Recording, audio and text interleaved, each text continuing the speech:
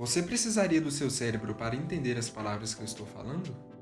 Você precisaria do seu cérebro para decidir se gosta ou não do que está escutando? E você também precisaria dele para mover os seus músculos em uma direção específica, como, por exemplo, clicar no botão de se inscrever no canal. Na verdade, sem o seu cérebro você não poderia fazer muito. Vamos começar com os sem cabeça, literalmente. Eu sei, é algo macabro, mas você vai entender o motivo de eu estar falando isso.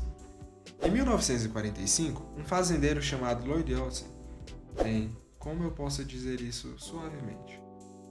Ok, ele deixou um galo sem cabeça, mas adivinha? Ele não morreu. Na verdade, ele ficou vivo por mais 18 meses. Viajou pelo país e surpreendeu quem via aquela situação. Ele podia andar pelo poleiro e era alimentado através de seringa.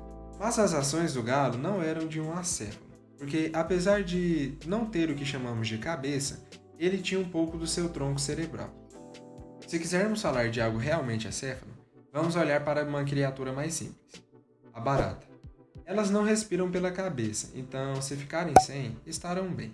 Na verdade, respiram através de buracos por todo o seu corpo.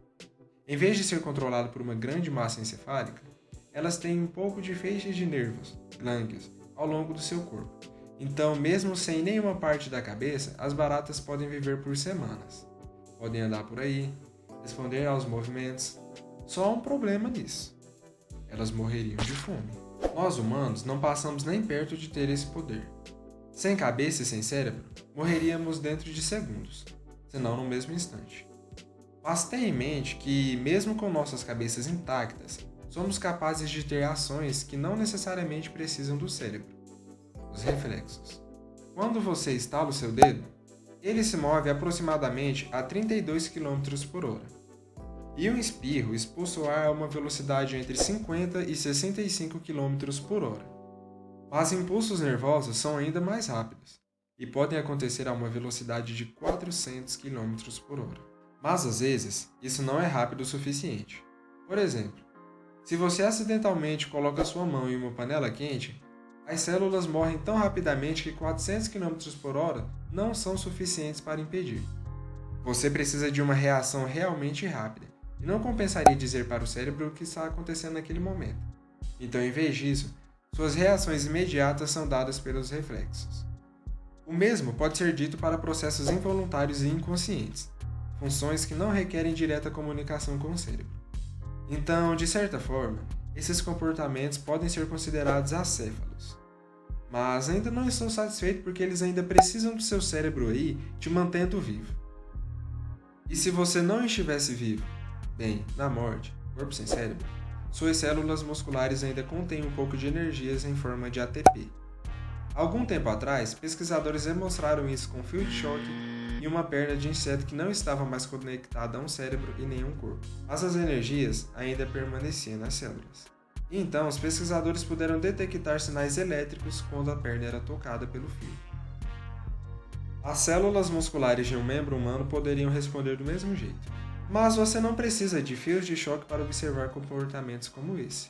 Sal também pode fazer esse truque.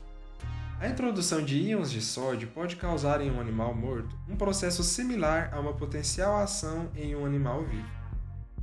Foi jogado sal nas pernas de uma rã, e isso fez elas dançarem, mas não por muito tempo. As células eventualmente iam ficando sem energia. É um equívoco dizer que um cadáver continua tendo unhas e cabelos crescendo. O que acontece na verdade é que a própria pele se encolhe à medida que vai secando, fazendo com que os cabelos e unhas pareçam mais longos. Mas vamos dar uma olhada bem de perto nessas células da pele. Elas vivem na periferia do corpo e não requerem um fluxo constante de novos nutrientes do seu sangue. E assim, mesmo que você não esteja mais vivo e seu cérebro não esteja mais comandando, suas células da pele podem continuar vivas, coletando nutrientes por osmose durante dias. Outra coisa parecida é a digestão. Claro que muito do processo digestivo é concluído por você estando vivo e tendo um sistema que funcione, mas parte do trabalho é feita por bactérias que vivem no seu intestino. E quando você não estiver mais vivo e seu cérebro também se for, elas vão continuar fazendo. Então, de certa forma, defecar ou pelo menos uma parte do processo é acéfalo. E aqui vai um questionamento. Essas bactérias que vivem dentro de você são bactérias estranhas. Elas são você? Falando nisso, e as células da pele que podem continuar vivas depois que você não estiver mais vivo?